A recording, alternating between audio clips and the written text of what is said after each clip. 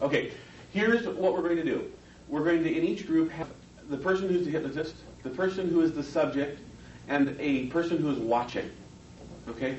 The person who's watching, your goal is not to take sides, but your goal is to try to figure out how you could, how did it work? Where did the hypnotist do really, really well? Where might the hypnotist have done a little better? Please be careful with any critical comments or constructive criticism, as the case may be, because just remember, you may be wrong. Okay? So make sure that it's just like your opinion, okay? Or if you see something that's blatant, like the person is going, yeah, right, it's wrong like that. Something like that, then make sure you say, here's the evidence. If you can, give evidence for what you're correcting. That's the easiest way to do it. Okay, and here's the objective of the exercise. Hypnotist. One of each group should write this down probably. Hypnotist, A, create your outcome. What outcome do you want?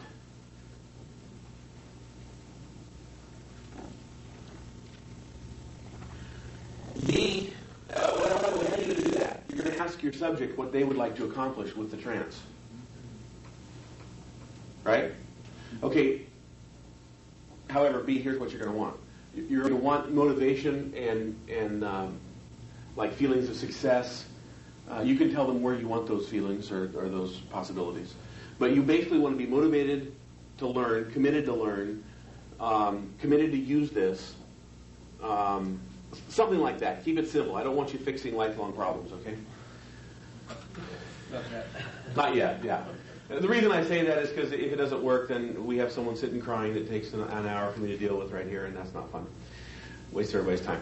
Okay, so we'll do that in the therapy class. That's where you really got to be careful. Everyone starts working on their worst problems, and the whole class breaks into tears, and I run from group to group trying to straighten them out. What is that?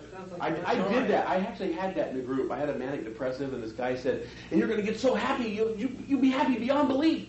Because you don't want to feel really sad, desperate. And she's going, like manic depressive. And she couldn't handle it. She flipped out. Anyway, so what we're going to do is pick something nice, something comfortable, something positive that you're going to install. And then what you're going to do is go into rapport, induce a trance using any of the styles that you learned before, use the suggestions that are found in the handouts to get patter going to install what it is the person wants.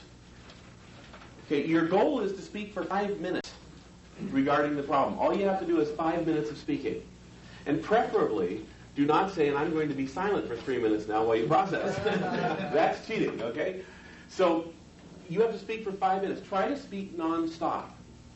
Even if it's slow and very rhythmic, speak non-stop, okay? When you're done, suggest times in the future they'll be able to use these new learnings and then bring them back. When I say suggest, tell them, go find times in the future when you'll use these new learnings. Notice how they're already there for you as a result of what you've already done today.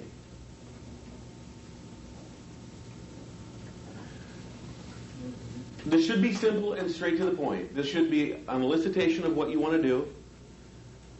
Using your outcome then, go gain rapport, go into a trance yourself, lead them into a trance. Use suggestions for 5 minutes. Tell them times in the future, or suggest that they'll find times in the future to use this, and bring them back. Will you tell us when? I will. Everybody got it? Yep. So A's, raise your hand. B's, raise your hand. We know who C is. A, you're the observer. A, observer. The other two of you can fight it out.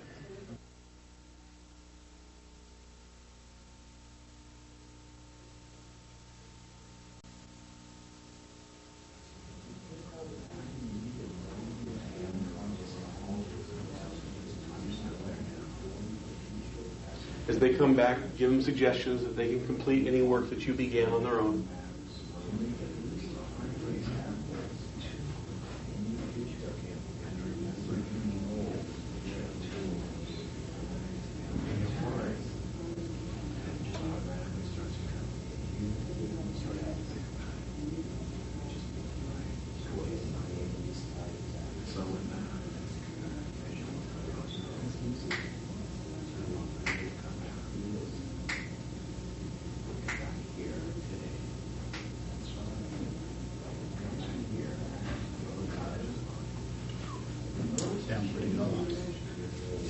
About 30 more seconds. Where'd he go? Okay, once they're back, the observer has 2 minutes to give an evaluation. Once you spend that 2 minutes time, I'll suggest, so it's 2 minutes from now, go ahead and switch. Please begin.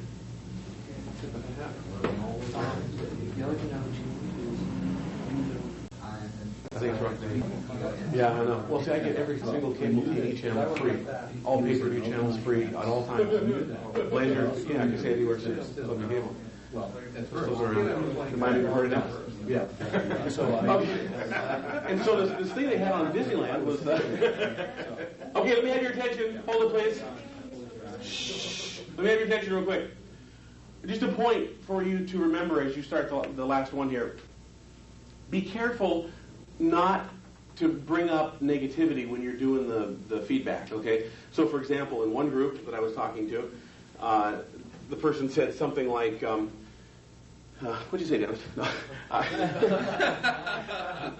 don't remember the exact scenario, but it was sort of like there was a disagreement or something, and the person said, well, I said that it was wrong because I didn't see it. The other person said, oh, no, I did it because I did see it. Okay, be careful with talking about negativity because it'll reinstall it in the person, in the subject. And so when I was talking to John and telling him that same thing, he said, well, the person isn't all the way out of trance yet? Isn't that what you said? Yeah. Okay, and the answer is no. Even though they look conscious, they're really not back. And they won't be back for a period of time. Okay, so what you want to do is you say, come on back, and they open their eyes. Really, their brainwaves are still quite altered. So that's a time to change the subject altogether and talk about something totally different. And you'll train clients, if you're doing this with clients, train them that at the end of that, you're going to talk about something else in their life. So how's work been going? Don't open up a kettle of problems either when you do that, but Okay, so change the subject. Don't go back and talk about it. Observer, please stay real positive. Don't re-elicit negativity. If I'm the observer, and I think there was a mistake, I might do it like this. I'm questioning the hypnotist. I'm questioning the subject. Subject, what were you aware of when the hypnotist said or did this? And I'll get the answer. And based on that answer, I'll say to the hypnotist, okay, so what I saw was that you probably could have done it a little more like this, and you probably would have got a little different reaction from the subject. That doesn't reinstall or have the tendency to reinstall. But if I say to the hypnotist as the observer, you really kind of raced a little too far ahead, and you really weren't in sync with him, and you talked too fast, the poor subject's hearing all this negativity over and over, and he may well feel negative about a piece of work that was really positive. Disinstall it. Huh? Yeah, disinstall it or create something else negative. They're in a very suggestible state right there. Okay. By the way, that's where you can also do really fun things. You bring them out of trance and say, listen, drive safely, but I have clients waiting, so I'll go ahead and let you go, and we'll see you again next Wednesday at 10 o'clock. Have a really good day, okay? And they say, okay, and they think you're done. They walk out the door, and the door closes behind them. Wait a second and open it up and go, oh, John? And they'll turn back and look at you. I just wanted to suggest one more time, have an incredible week and enjoy the changes fully. See ya. Because by the time they're walking away, see, they think you're not going to say anything more. So again, it's a real suggestible time, and you can use that time period real effectively. Okay, last person. Go for it. You and me. Oh. I love your anchor, but anytime you hear anything that... Oh, yeah, you just have to disengage and let it go. Yeah.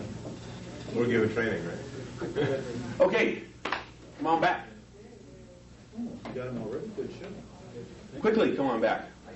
This is outrageous. Get out of your current chairs, move them back to the tables, and rejoin us here in class now. George, come on back.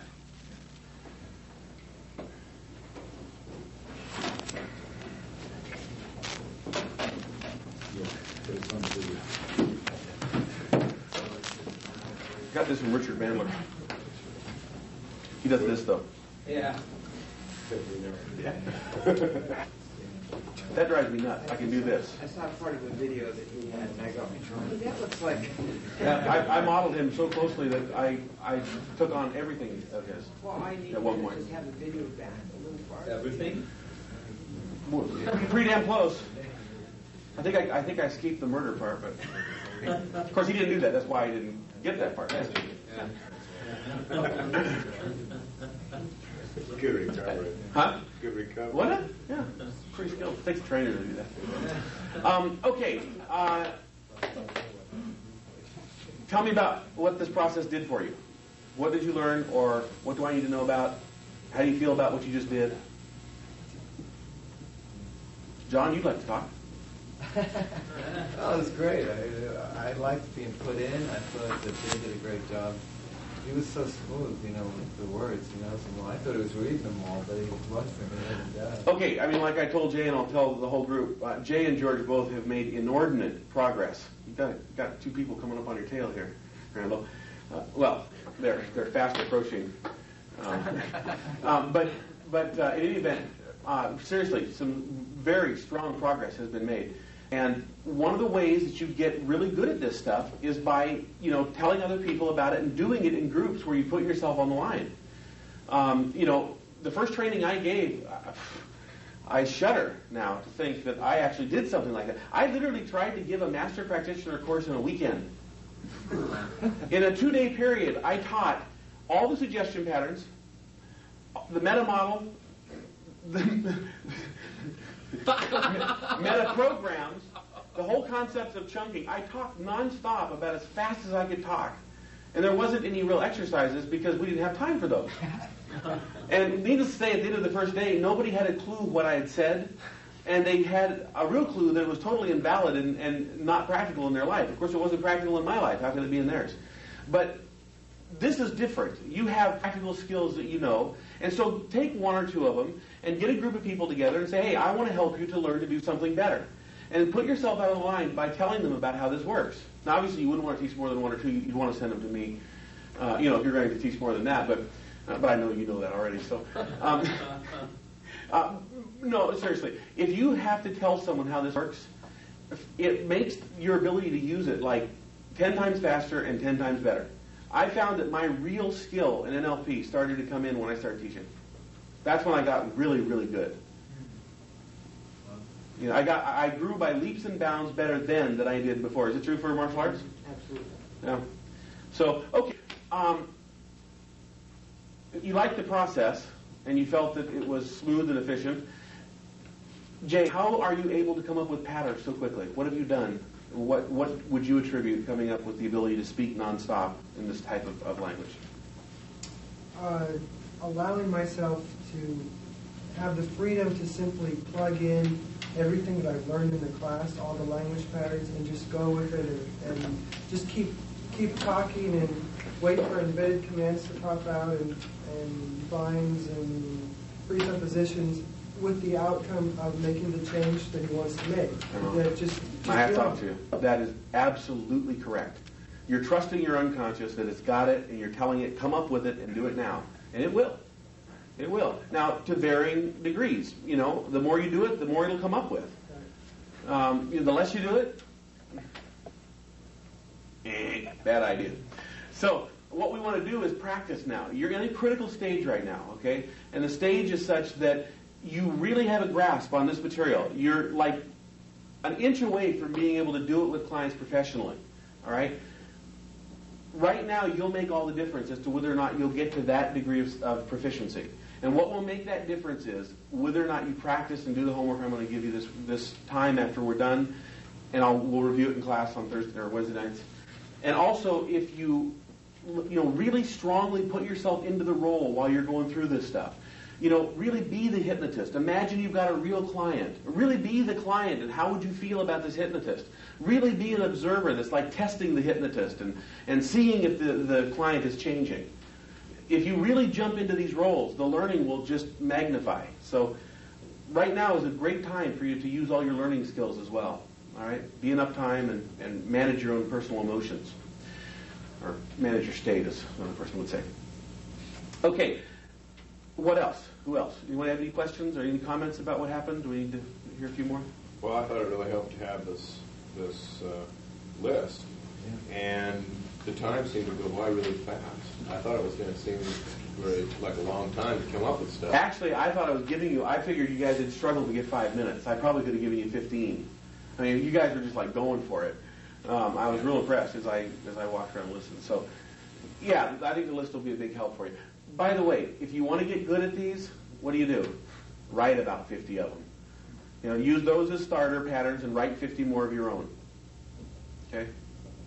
All right, what else? Darren, how'd you do with it? I did not put anybody in a trance. I observed a couple of them when I was put in a trance once. I was impressed by the use of the commands, and I noticed them, but I don't feel like I know them. Right. That I You don't. So. Yeah, thank you. But unconsciously, you're starting to get it.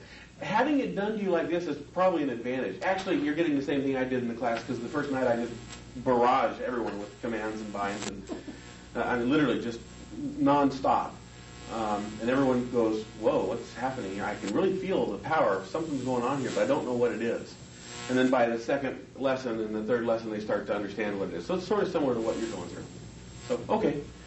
Feel free, though, to try it. You can, I mean, you know, you've heard enough to just try something. Even if you just kind of imitate what I do when I do the transfer. Okay. All right, who else? Yeah. I've got a question. A rental was doing Joe, and I thought I'd take a free ride. And That's what he thought. I went, deeper than I've ever been before. I went to a place where I didn't even hear any words. I was totally, all the things that he said that he had said. What am I doing when I do that? What will come up in his mind the next time I snap my fingers? Total obedience. No. Yeah. It's my skill. I've never been to that place before. Great.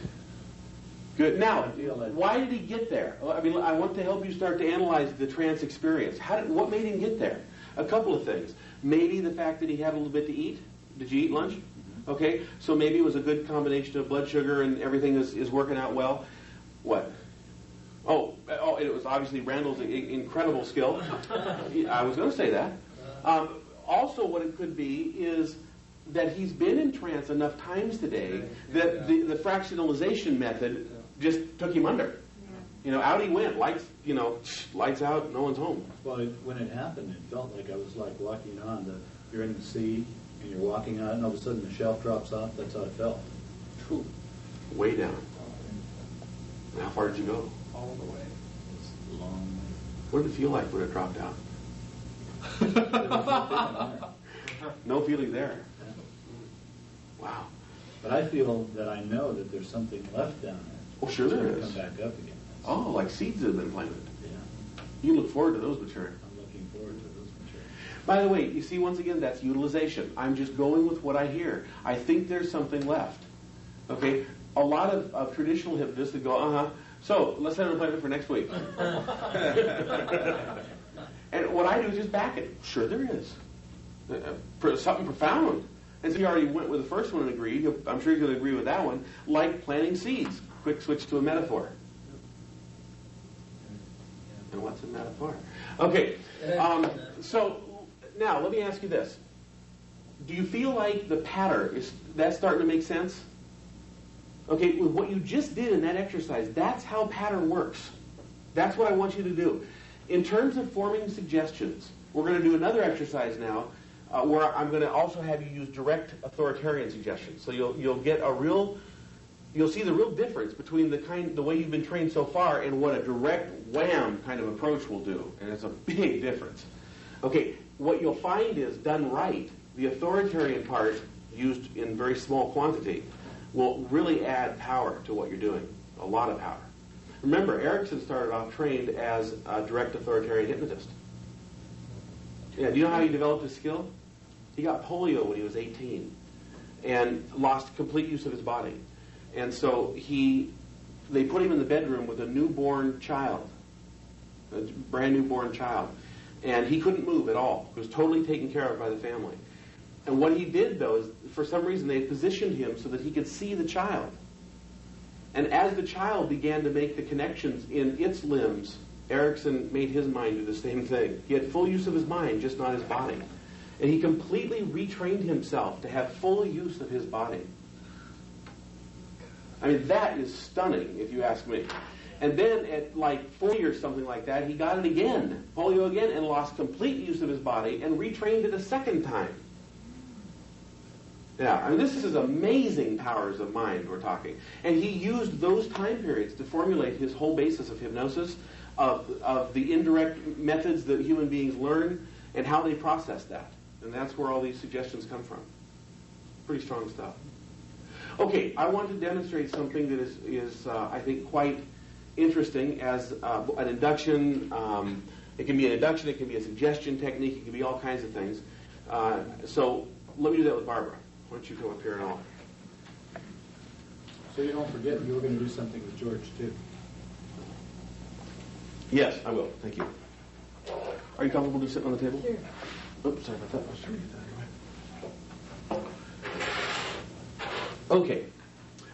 So, Barbara, if we were to just do a real quick trance, what would we accomplish for you that would really be useful? There can be more than just a simple thing like learning these exercises. There could be something like Save the whales? no. I've had the flu for almost 3 weeks now, and I want to get over this flu. That could be. It might take too long. Okay. For the time I have to demonstrate. Okay. So So you just have to stay stick for a long time. I want to just no. Oh, okay. Erase. By the way, that is a really good thing you can do sometimes. In jest, give a real negative suggestion that you know they will make a difference to. And if you do it strongly enough, like it took her a second, and she goes, no! Well, that'll also register at the unconscious level.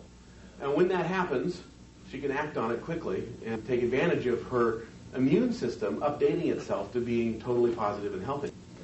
So if we were to do something now about learning, what would we do? I know what it would be.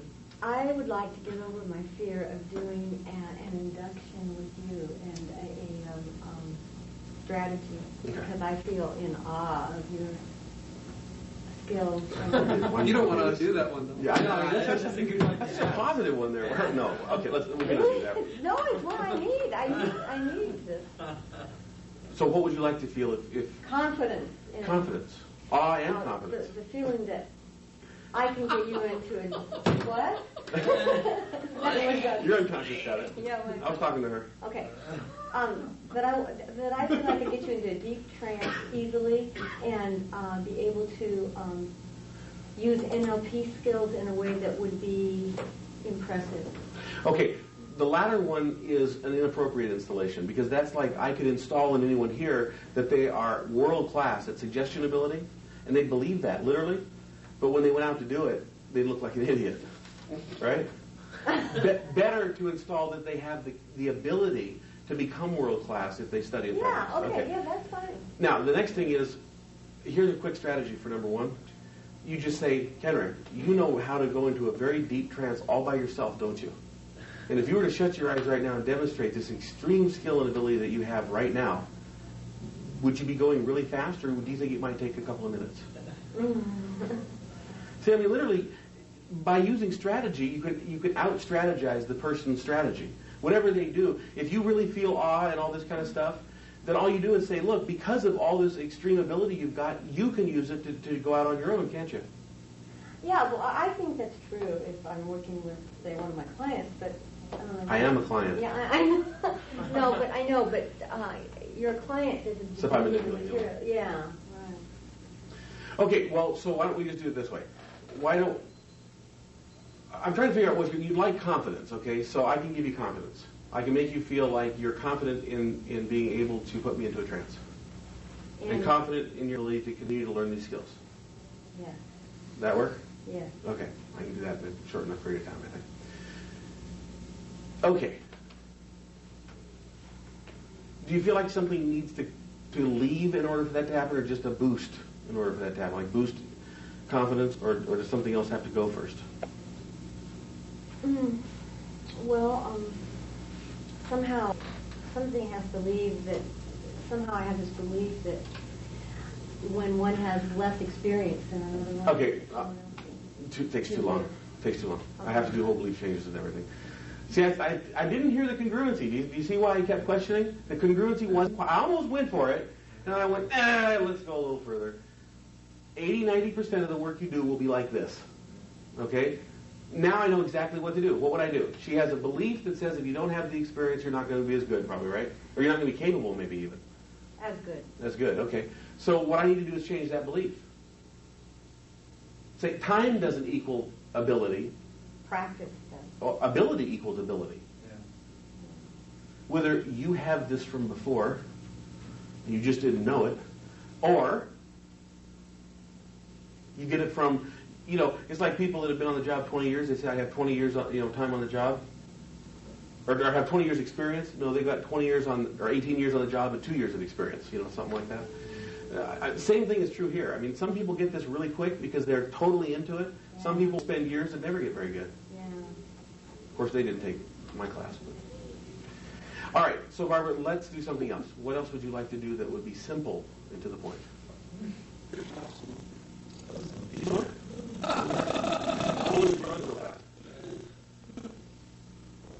Exercise more.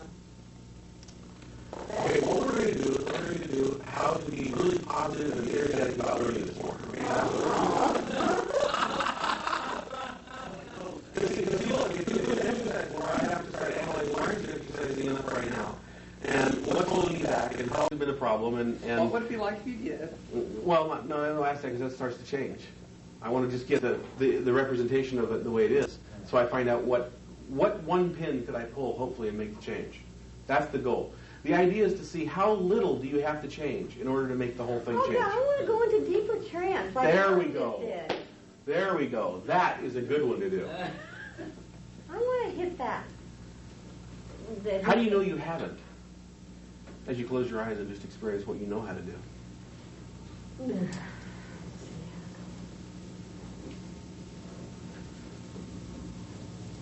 Because I always know what's going on all around me. Mhm. I don't want to know what's going on. How about, though, when you're done and you come back, do you still remember all that has gone on? Usually. So you have a way of forgetting things in your life. Mm. And I'd like to understand that a little better. Like, sometimes you ever misplace your glasses, and you just don't know where they are. Well, you're sure you put them down on this table, but they're just not there? My keys. Your keys, I that's knew that the was one. my key. That's it, yep. You sure do. And so what happens? If you were to just remember a time that you had your keys with you, maybe when you walk in the house, and what do you do in your mind to forget where the keys are?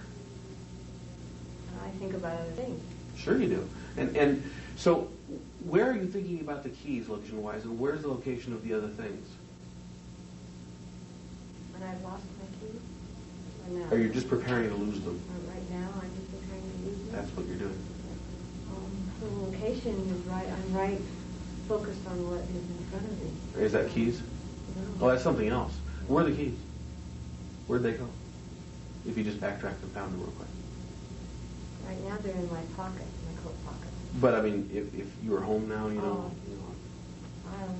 where they are. Well, back up. Just go backwards a few steps until you find them, and then you'll know where they went. Oh, I You have to be sleuth-like about this. Yes. By the way, all these are suggestions designed to make processing easy for her. Okay? That's a real trick. I'm telling you. To get someone to actually follow all these is a bit of a trick. So you're getting some real good, techniques here on how to deal with someone who isn't going directly to where you tell them to go. So where is it? My keys? Yeah, when you lose it. You backtracked a few steps, and where'd you find it? Upstairs in my... And where's that location? When you're in the point of concentrating on something else. Right here? Is it? Well, let's just try something. Right? Do you wear glasses? Imagine. To read. Okay, imagine right now that your glasses go right in that space right there. And leave them there. Now, be with me for a minute and tell me, where's your glasses? Well, then you haven't lost them, have you? No. Well, let's go find those keys in a better place, shall we? Put the glasses back now, so nothing will ever happen to them. All right, now, so here's what I want you to do. Imagine that you're walking into your house, okay? You have your keys in your hand, okay? Now go to the time where they're lost. You can't find them. Once you're there, start going backwards and find out where did you put them. And then from the vantage point of they're lost, where is this in location? Where is the, here's where they are in the location and space of your mind. Right in front. From the position of they're lost. Mm-hmm. They're lost here? Oh. Where are they lost at? Well, if I understand what you're saying, they're lost. Yeah, they're lost right in front of me. And Is there too close you can't see them? Is that what's wrong? Yeah. A little bit of a cheat right there. You know why? Did you get it? I cheated. It's right here. Well, how do you lose something that's right in front of your face? Well, it can become transparent or translucent or something like that, so she just sees right through it. But better would be to give her a suggestion that strengthens that. Oh, you mean it's too close to see? So it's also a suggestion that she doesn't see there. And you don't, right? Well, when I've lost them, all I can see are my keys right in front, 'cause that's all I want. I want my keys. Okay, that's not the question I'm asking you. The question I'm asking is, okay, close your eyes. Go to a time when you lost your keys. You found it? Okay. Now, they're gone. You're trying to find them. You don't know where they are, right? Now stop and go backwards slowly in time until you find them. And tell me where they are.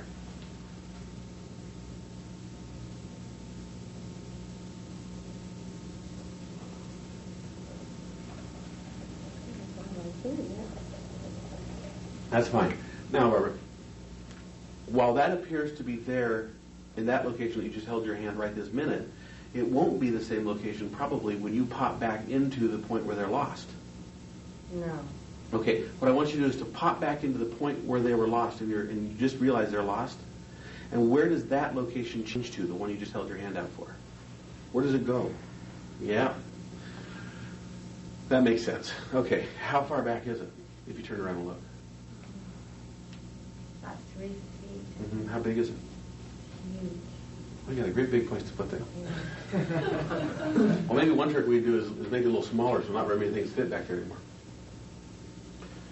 I mean, unless you have lots you want to discard, but, you know, thoughts don't take up any room or beliefs don't, so they could just fit in a little spot. But things like that, you probably don't want to be losing it. No. Okay. All right. So it's way back behind you when you forget. Mm-hmm. Fine. Okay. Now, close your eyes and let's just go into a very profound altered state. One like you normally used to go into, so we're not going to make it too profound. A fractionalization technique right there, an installed suggestion that will make what I'm going to do more effective, right? I just said what she does isn't all that effective. So now any improvement I make will seem more effective.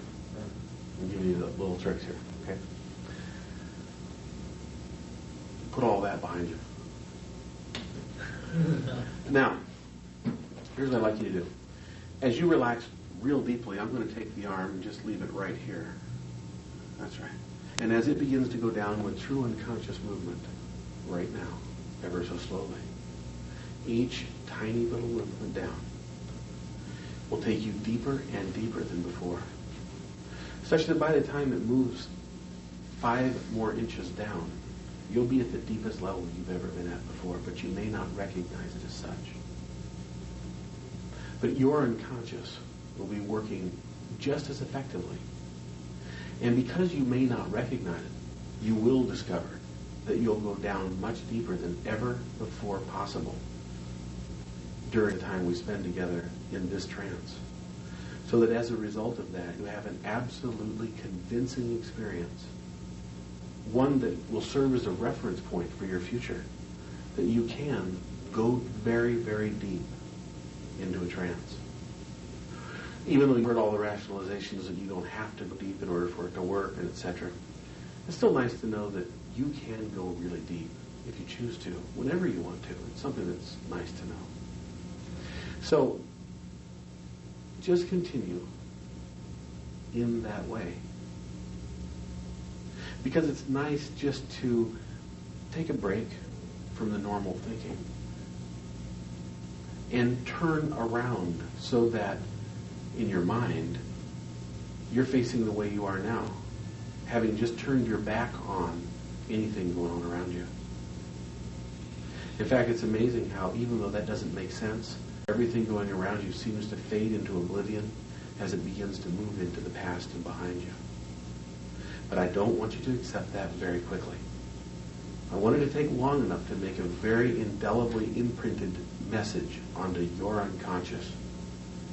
Because that message will serve, that's right, there you go, as a very powerful reference point, something that you'll treasure, an experience that you'll go, ooh, that's what I really wanted. Thank you, unconscious.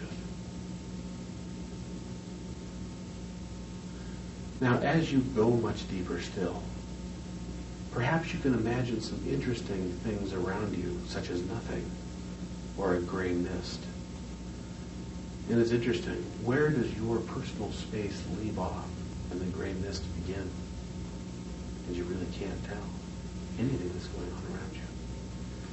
And that gray mist becomes denser and darker. It's as though you're enveloped in a soft, supporting, all-encompassing gray mist. Even my voice begins to take on different dimensions, begins to come from different places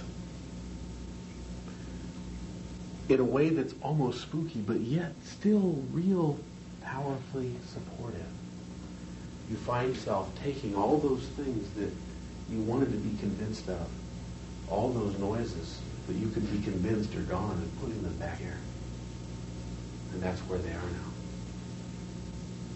And enjoy them being there, so that you can come full circle with your hypnosis skills and abilities and be able to use them powerfully on others, because you have a reference in your mind, deeply unconscious seated belief that you can go into a very profound trance when you want to.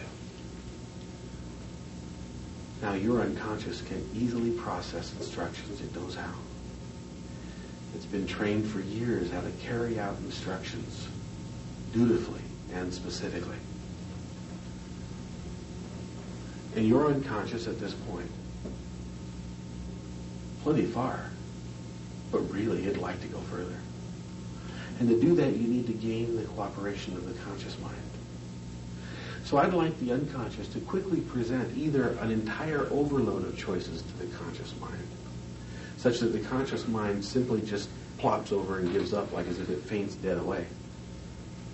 Or it chooses a choice and just goes out and does it, like maybe recalling a book or some kind of a play from the past or a movie, as if you were there again consciously, reviewing it in every detail, more detail than before, while I continue to speak directly with your unconscious. Now, as you continue to listen and carry out instructions, I'm going to give you several instructions to be dealt with strictly at the unconscious level. From this point on, you have full control over your ability to go deeply into a trance, and you'll go there when you want to. You can activate it by simply saying deep trance in your mind. Anytime you say that, you'll go to the appropriate level that you want to go to, and you'll go there very quickly. It'll be something that's permanently installed, like permanent software, or even permanently hardwired. Now, it's okay to have worry as to whether or not that'll actually happen, or doubt it. It's okay to go, yeah, I don't know. But it's also okay to just say, yeah, okay.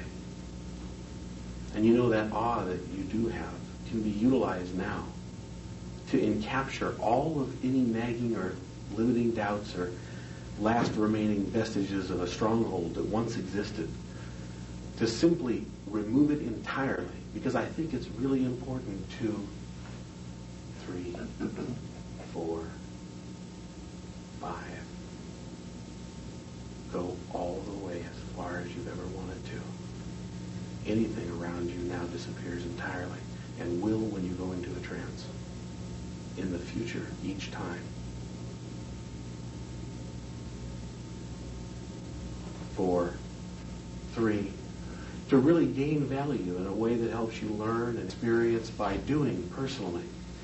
And that can allow you so many fun things, because there's so many other things you could apply this to.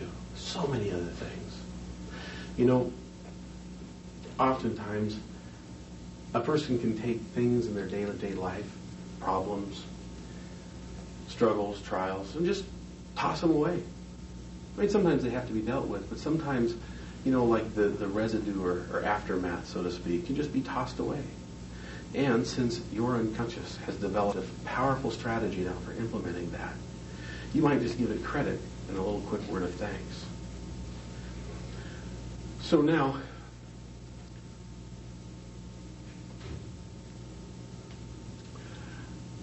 I'd like you just to do a quick mental review of all of the therapeutic abilities you have. As you rapidly run through the skills, techniques, ideas, beliefs, presuppositions, and values you hold as a therapist, you can link the power of hypnosis right in with all of those. Thus, notice your own confidence increasing drastically, such as the next time you and I sit down to work together, you bring a lifetime of experience and ability and success with you. And of course, all of that therapeutic background melds with the NLP and hypnosis you're learning. It's a natural adjunct. And you can find yourself just bringing them all together and feeling really pleased and proud that you can offer such a wide range of skills to your clients. And really, you know, what's nice is that some of your clients may have real outstanding success in one area or another of their life, but you're the therapist. And when you're working with a client, regardless of what area they have success in, you're the therapist. And all that confidence and power and ability surges to the surface when you take control.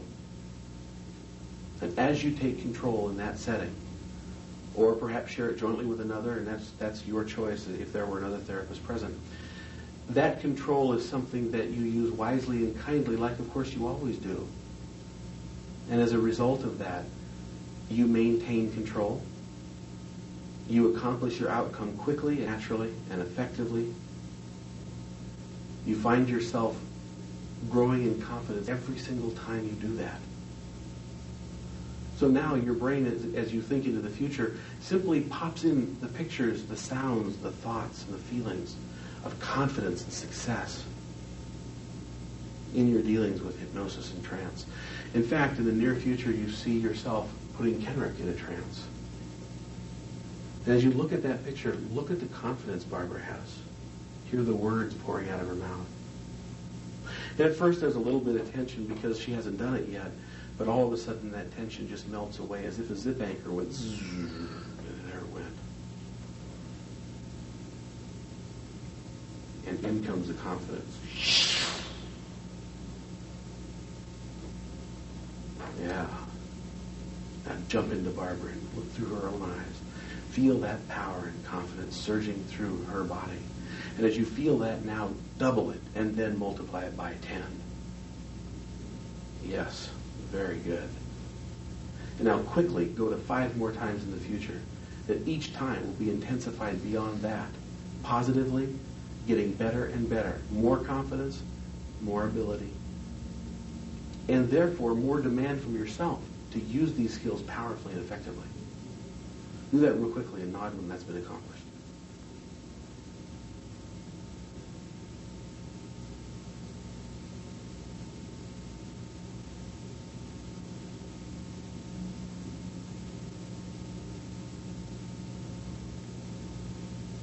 Very good. All right. Now, your conscious mind has been out doing something else. Are you aware of what it's been doing? It knows. And I want you to identify with the consciousness now as you begin to climb out of the unconscious. And as you identify with the conscious mind, all of the unconscious level will integrate immediately, or at whatever speed is most useful for you to accomplish these outcomes right now. So go ahead and as you climb on out, just identify with what the conscious mind is doing. You will become aware of it quite quickly. But first you want to pass through see that mist that's just above you? All full of the colors of the rainbow, washing away anything that doesn't belong conscious right now. So when you're going up through that, there you go. Hi. How are you? What is it, Japanese? Oh, Natalie. Oh, Matisse. What does Matisse mean? Does it do with dog? Oh, is it also a dog? No, Maltese. Maltese is a falcon. They're a falcon, yeah. I feel that there are. So, how do you go? Well, it's different than any other training that I've experienced. Overall. Seriously, my eyes closed. I opened and looked around. There's 4 others. Yeah, pretty much the whole room went out there for quite a while. Okay, so. Well, it was so different. I mean, it was like yeah. But I didn't have the fear going into it. Like that's why I haven't gone deep before. Is I have this fear. You did? I didn't. Oh. No, I have no fear. No. You used to? Yeah, I used to. Yeah. So, good. By the way, one last thing. See, what I found is the real change comes in an instant. It's subtle. It's quick. For other people, it would have been easy to miss. For you, you're locking on to what this is. It's the subtlety in the language. I went deep because I didn't have fear. I first challenged it. You had fear? No. Oh, okay. No fear. No. You used to. We just made, that just set it in like in concrete. You used to. Yeah, I used to. And I just felt her whole energy shift as we went through that. I don't know how to describe that shift in energy, but I guarantee there's every person who has studied this to this extent can do that. Okay, if you're not currently doing it, and you may well be, but trust your instincts. In other words, and the closest I can call it is I feel an energy shift. I feel like something goes, the peg goes in the hole. The round peg finds the round hole. And it goes chunk like that. That's how it feels. Now, for you, I don't know how it will feel for you, but can you describe how it feels for you? When you're doing therapy with someone and you get the result. Yeah. When you get it, you can feel the shift. What is it? What is it? You describe it. Well, for me, it's an aha that starts from my toes and goes all the way up to my head, and then it goes back down. It's just, this is it. You just know, it's a yes. Okay. You know what's happening is right. Wasn't it? Wasn't. Yes. Yeah. I was going to try to say it a little more covertly, but I decided not to. What I just did there, what did I do? Someone tell me? You translated. You said that it had been correct, the change you created. Translated her experience. Well, first, let's stay with process, not content. The process is, I elicited something I knew she could do well. Yeah. A feeling of success. And I just zoomed it right back into what we did. Right? Well, you guys are really out. Okay. Thank you, Barbara. Yes, thank you. Okay, what was the special technique? I'll bet you got it, so you be quiet.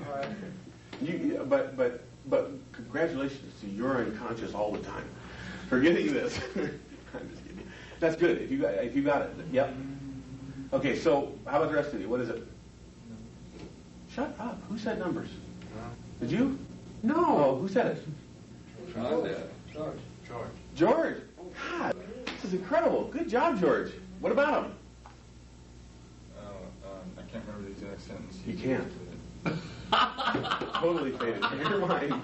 Oh, the one that you said you'll remember 2, 3, 4. Yes. What I did is I interrupted a sentence in midstream. This is a pattern interrupt. And I always use this format because it's the way I thought it was a great sentence. I wrote it like this when I first learned it. I just think it's great to this day. And so you guys might think the same way. And that is, I think it's important to. Write that down. I think it's important to.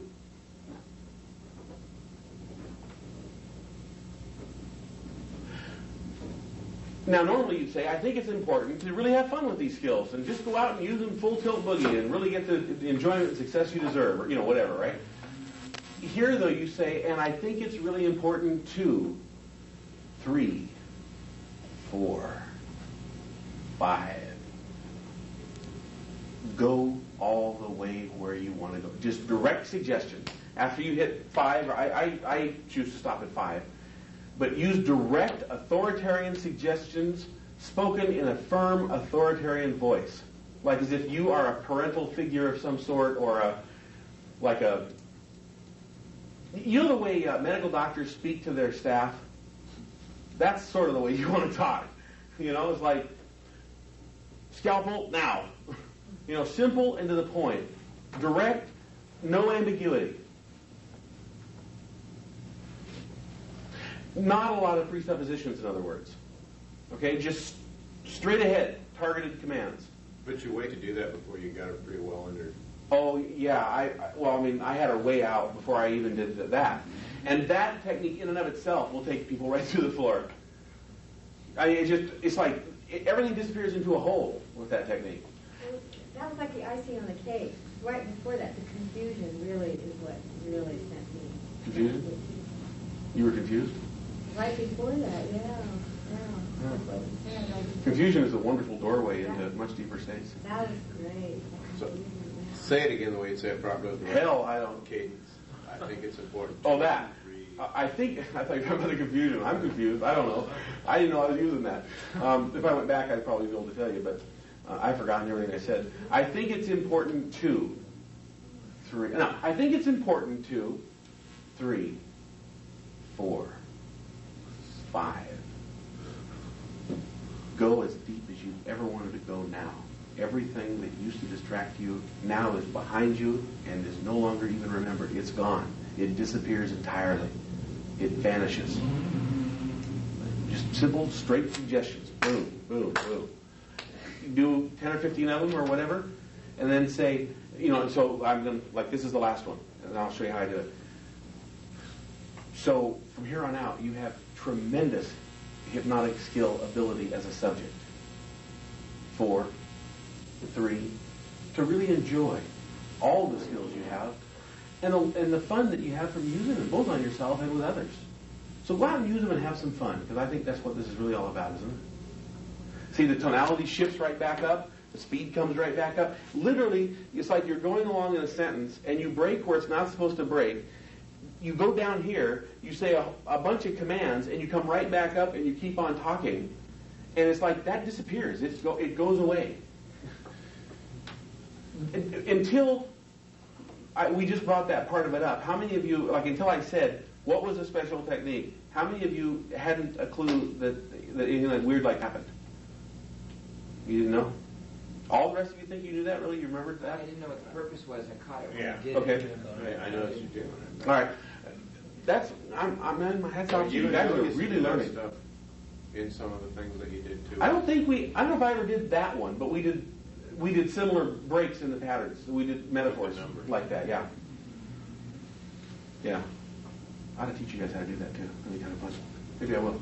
I also noticed another real interesting thing that you did is when you were asking her to go full circle with something or other, you were circling around her so that she was getting your voice circling all around her while she was processing Right. what you were instructing her to do. Right. You're saying something about hearing your voice from different directions too. Right. Yeah. Yeah, and then taking all the things that needed to be forgotten and put it right back there, right where I was standing. Right here. Right. And then she was hearing my voice from that location. So, a real effective technique if you can get up and move. Gerardo and Barbara use this technique marvelously in the therapy they do. It's like they'll be sitting there on the couch and say, I don't like to move all that much. When I'm doing therapy, I go into such a deep trance usually that I just I become, I just like it's like a brain working and a mouth talking, and I don't even know the rest of me exists. I don't feel anything. I often don't hear anything except what the client's saying. It's like time goes into oblivion, and I'm just there, focused. Okay, and that's if you ask me to describe my experience, sometimes like with her, that was pretty much how I felt right there. I was gone. For all practical purposes, I didn't feel anything. I just heard my voice and my head. I felt my head thinking. Okay. what they'll do is, like maybe they need to play the role of someone that's not there for a moment to gain some further insight, they'll come over and sit by me. You know, like Barbara will say, oh, I feel like there's a whole other thing here that needs to be brought out. And she'll come sit by me, take on the tonality and the body posture, this whole other thing. And I was like, oh, yeah, that's right, it does. I'm like, holy smokes, how'd that happen so fast? So moving is a real effective technique. Bandler makes good use of that. In sales technology now, boy, you can make use of that all day long. What you want to do is, if you have one of those roller chairs, always give your clients a chair that sticks and make yours a roller chair. Okay? Because then when they point to these different places, you can just scoot over there and right into where their different locations are with your chair. Bandler does a lot of that. And he did that to me once. It just blew me away. I couldn't believe this. In his house, he's like scooting all over. I was like, what the heck are you doing? He goes, well, what do you feel when I'm over here? I said, a whole lot different when you're over there. I like that one better. Stay there. But I mean, I was conscious enough to get the feeling change, but I wasn't sure what he was installing. He claims it was just useful. So I know that it was, though, because after a while, see, even you're starting to get enough defenses against any kind of misuse of this that it probably wouldn't be that big of a deal now. All right? Notice that even a technique you had really not heard before directly, when I used it, you had conscious awareness of it later. That lets you know that you're gaining real facility with this. And you can go ahead and get that suggestion if you'd like. Oh, that was so fun. Okay, would you like to try that technique? Everyone will like this. Would you rather just take a nap? Lay our towels on the floor, and I'm going to read a book. Read you a story. It'll be one that we can simply understand. See Jane run. You were going to read us another chapter of that book that you started. Oh, yeah. I don't have it with me, so you can imagine that I did. And still take it now. Yeah, Joe? When you were just telling us how to do this, when you went up, you went 2, 3, 4, 5, and then when you came... No, 5, 4, 3, 2. Coming down, you went... When I gave the suggestions, I started at 2 and went to 5. When I went back to my normal way of speaking, I went from 5 to 2. Well, when you were just telling it to us, when you were just telling us about it, you went 5, you went from here on out, you had tremendous success, 4, 3, so, and then you speed it up at 3. Yeah, I was trying to kind of just do a ramp. Okay, so you speed up talking at 3, and then you go back to 2 and 1, or it doesn't matter? Okay, watch. Normal trance speaking, okay? And it's nice to be able to really get the hang of this and learn from it and use it. Because it's important. 2, 3, 4, 5. Learn this now. Use it immediately. Get off your butt and do something with it. 4, 3. To really have fun at this. And just, it's like life can be a bowl of cherries, and it can be something you look forward to. And I know that that's true in your case too. See, so what you're doing is you're speaking normally, and you alter strongly so that it is in a different tonality than what your normal trance voice is. Okay, it's in a different tonality, a different rhythm, different speed, slower. Now, you can also use this in full straight-on speaking. I have, in front of groups of over 200 people, been talking away and said, the kinds of things you're learning here today can absolutely change the way you do business and become much more profitable. You see, I think it's really important to 3, 4, 5, really study this and feel incredible value from what you've learned so far. Implement it now and make use of it. Do it now. 4, 3. To really, come to a training where you just have fun, and yet that fun is structured in such a way that the learnings are powerfully installed and powerfully dealt with. And I know that I have certainly had fun so far today, but I know it's time probably for us to take a break. Before we do, would you turn to someone sitting next to you and tell them the 2 most important things you've learned today so far, that you absolutely are committing to put into use in your business? Major distraction technique. So they do that, and I go, good. Now take 10 minutes of break. Okay? And I'll tell you, out of a 200-room group, it's like, I may have had a couple people come up and they go, what was that counting thing? I go, what counting thing? Well, didn't you count? Didn't I forget what? And they go, huh? I go, huh? Well, when you get it figured out, come and ask me. And I turn to the next person. And they're like, but it'll tend to make them forget it. and it just scrambles them even further. They don't know. Or I'll just look at them and go, forget. And they go, forget what? And I go, that's right. But of course, act on all the positive suggestions, aren't you? Well, yeah, okay. Wow, what can I do? We'll buy some tapes. Yeah. So the purpose of this is to bring them down to a completely different level, to do the authoritative direction, and then bring them back up to do... The purpose is to depotentiate their current mind frame so that there's zero resistance to the direct suggestions. Got it. Remember, consciousness, to the best of my understanding, is really fluid, okay? And we kind of have a norm that we all get used to staying at, and we call that consciousness. For most people, it's just autopilot, okay? But we call that consciousness, okay? If I go any direction with it, up, down, sideways, it's altering, and we'll call that hypnosis, okay? But for the purpose of installing with this, we alter again. We go to get another level. Okay. My other question... Now, by the way, you can take those 3 levels and have each level run a separate track of meaning all the way through a whole induction if you wanted to, a whole hour of therapy, let's say. Almost, not really. Stacking realities, it would be... By the way, here's another induction technique. It's called stacking realities. Write down it. Stacking realities. I'll give you one more. It's on the sheet before. Oh, it's already on the sheet? It was on the last times. Okay. Stacking realities is where I might say something like this. I'd like you just to close your eyes and begin to relax. And as you do that, I'm reminded of a client session that Milton Erickson had where a friend of his was referred from a therapist that specialized in marriage and family work. And the therapist knew Erickson because he got training initially from a university that specialized not only in marriage and family counseling, but also in strategic family therapy. And the strategic family therapy, as you perhaps may well know, comes from Chloe Madonnas in part.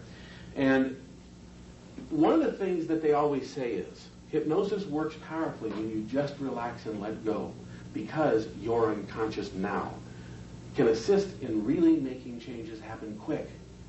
So, it was really interesting how that story took place. And, like that. And as a result, what happened is, the clients that I work with now seem to just get tremendous results quickly and go powerfully into a trance. Now, I think we can probably expect the same from you as we continue the journey of just relaxing. So what did I do? I stacked the realities by talking about, there was this client, and he was referred from a therapist. It was like, this person referred, this person referred, this person referred, this person referred, and that person came from over here, which learned it from over there because of this. And then you start referring to all of them generically. And one of the things they figured out is, and so as a result, they concluded that, and then that's all suggestion after that. And what happens is, the unconscious mind interprets things literally and directly. And so, when you start talking like that, it loses the quotes. It has no clue that you're talking. I mean, it doesn't keep track all these levels deep. All it does is it goes, must be talking to me.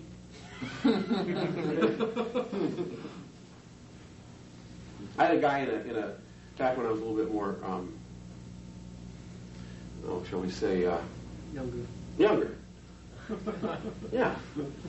I was creating lots of opportunities for myself to learn how to use these things. And I had a guy come to the class that thought that anything to do with NLP was manipulative. And he came to a preview that I was conducting. And about, halfway through, or maybe 3/4 of the way through the preview, he raises his hand. He'd been quiet the whole night. He raises his hand and he goes, I just have to say, how dare you? How dare you put these manipulative skills in the hands of people that will just go out and just try to control the world. I want no part of this, and I want no part of you. And as far as I'm concerned, you might as well just be saddling right up with the devil himself. I think it's disgusting and despicable, and I think you should probably just, I don't know what he said. He went on and on. At that point, I quit listening. And when he finished, I said, okay, you done? And he goes, yeah. I said, how dare you manipulate this entire class? He looked at me. I said, that little speech of yours lasted about 3 minutes, times the 30 people that are here tonight. You just wasted 90 minutes of time. Can you justify it? Do the ends justify the means in your small world? I think it's important 2, 3, 4, 5. Get out of here now and don't come back. 4, 3. To enjoy a training like this. And for all of those of you that are here tonight as my guest and my friend, I really enjoy the time that I can spend with you. It's really fun, really enjoyable. Now, what I'd like to do is move right on and show you one of the most powerful things I want to teach you in this course. He got right up and out the door he went. He was gone. When I said now, he was like bent right down, picked up his stuff, and out he went. So now, that worked just fine. No one had a clue that I did it. I asked several people that were friends of mine, what made him leave? I don't know. What suggestion was he given? He was given a suggestion? Did I do anything weird? What do you mean weird? Did I count? Count what? Okay. I give up. So this will zoom right over the heads of people that have not been trained in language. They just won't get it. Especially if about a minute before using it, you drop into a real strong rhythm. Yes?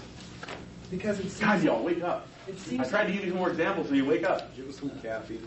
It seems to be to our advantage that they don't, in fact, recognize it. Is it something that right. you couldn't use on a regular basis with one particular person? You're right. You cannot use this on a regular basis with one person. You won't have to. Use it once and make it count.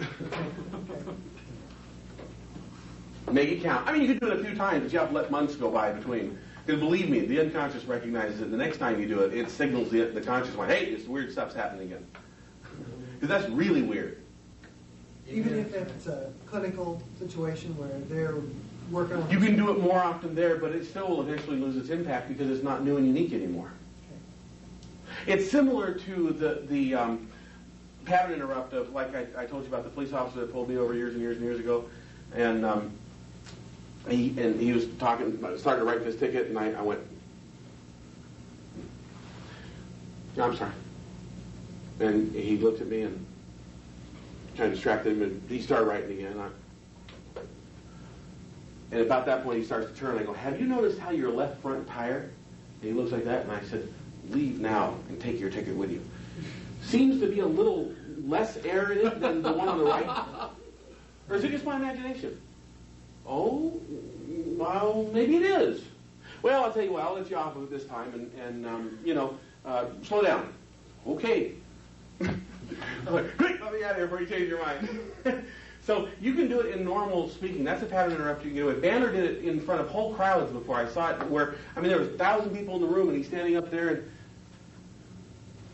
and he's talking along, and he had the audience, in the palm of his hand anyway. And he's talking along,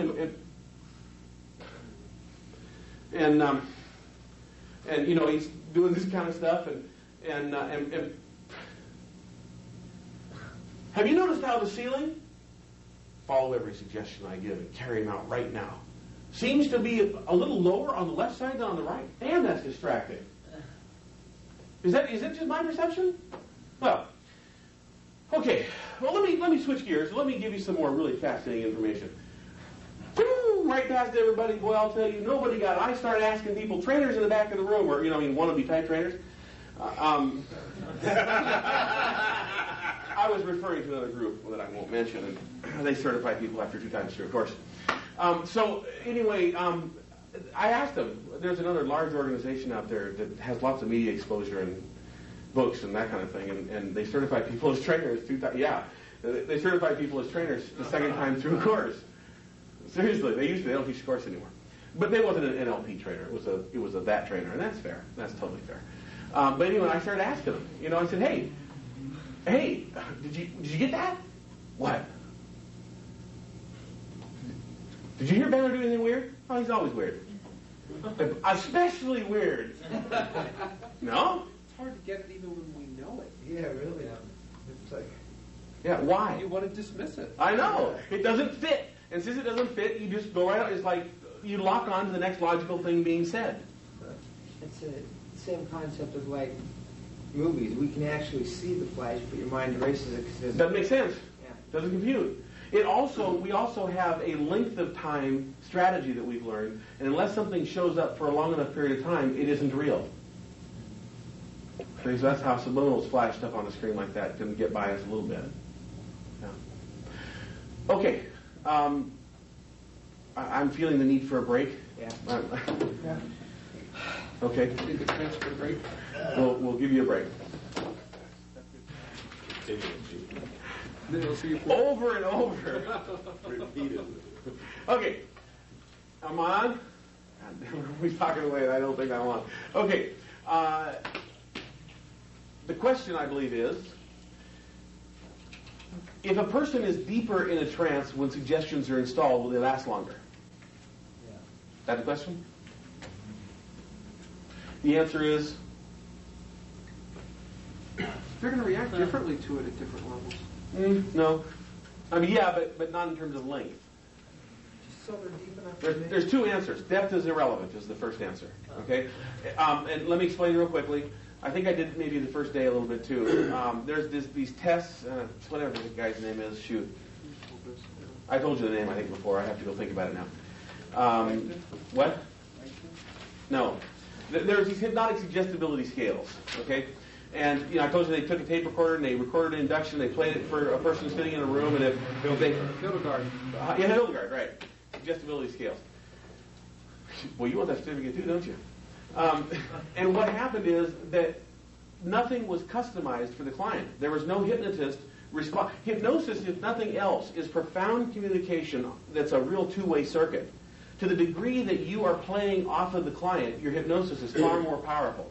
To the degree that you're a tape recorder on play when you're in front of the client and on record when you're reading the book, is the degree that your hypnosis becomes less successful and less powerful. In other words, what, Ronald? I would think that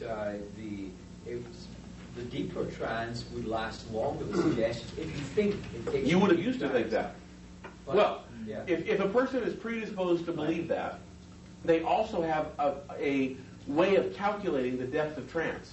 So what you need to ask them at that point is, you believe then that this will last as long as it needs to if you reach the right level? Yes. And if you reach that right level, how would you know that you were there? And they will define it. And then you just simply find the resources where those things have happened before, induce trance, fire off all those resources, bring all those resources to play, and they'll be there. They'll think they're there. They will be there for all practical purposes. In other words, where they've really gone is into the space where that belief is located. That's what's really happened. In fact, speaking of which, you could probably say, you really believe that? Yeah, I really do. Well, look at the picture that equals that belief. What is the picture of? Well, it's a picture of a person in a very deep trance, and I see them like years later, and it's working perfect. Point to where the picture is. There. Make a picture of yourself getting these kind of results. It's a result worth working with me. Now put it there. It probably worked. Actually, that's pretty cool. I don't know why I hadn't thought of that one before. Submodality. Wow. Actually, that's really cool. I will try that. Forget hypnosis, it's all submodality. Well, and by the way, all you have to do with hypnosis to deepen hypnosis is start to induce it, and then say, now, if you're in even a deeper trance, what would you be experiencing, looking like, feeling, doing? And they'll start doing it. And that will equal, one equals the other. All of a sudden, they'll believe they're in a deeper trance. It's really easy. So would the depth of the trance have to do with the quality of bypassing? Yes, that's a better way of looking at it. Is the depth of trance more equal to the quality that resistance is bypassed, or the percentage that is bypassed? I don't really look at trance any longer as depth. Okay? Because how do you measure it? Now, in my model of the world, it's like if I'm not very far out, if I'm not very deep, okay, what? We're trying to find out, what are you trying to bypass? You said bypass. Resistance. Which is the consciousness. You. we bypassed that one right by you. It works. See, that's how you know it works. But by resistance, you mean the conscious mind. I mean, the conscious mind is what I assign as the seat of where resistance could come from. That or the ego, and I believe the ego is more or less conscious. Yeah. But that's probably because I don't understand psychotherapy. Would it help at all if the door was closed so that there wouldn't be a distraction? I don't think so, but thanks for asking. That would have been an excellent point. All right, I get one more. All right, I'll shut it. That would have been a good conversation. Yes. Are you happy? It Okay. actually meant because some people were colored.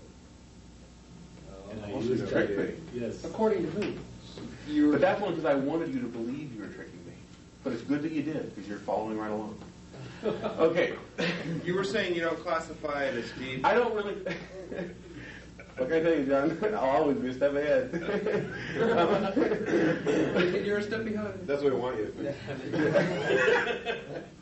That's what you will be thinking, but you know. I guess the way I look at it is, for me, I still see it as depth, but for everyone else, I don't, because it was always told to me as depth. So for me, a light trance is one in which I'm more or less aware of things around me, like Barbara was doing. A deep trance, I'm not aware of anything. I'm aware sporadically of someone talking. I think it may be about me. And the sensation I have of me is I'm a consciousness floating somewhere. Yeah, what am I? But I'm not a body. I'm a consciousness floating somewhere. And in the general vicinity of where the noise is coming from, they're talking. And sometimes they irritate me because I forgot, I don't remember what was said before what I heard. And I think it's important that I know. And I don't know. And so I go off, forget it, and I just zone out again. Sometimes I find myself triggered on some strange thought tangent that's not relevant at all, and you just start.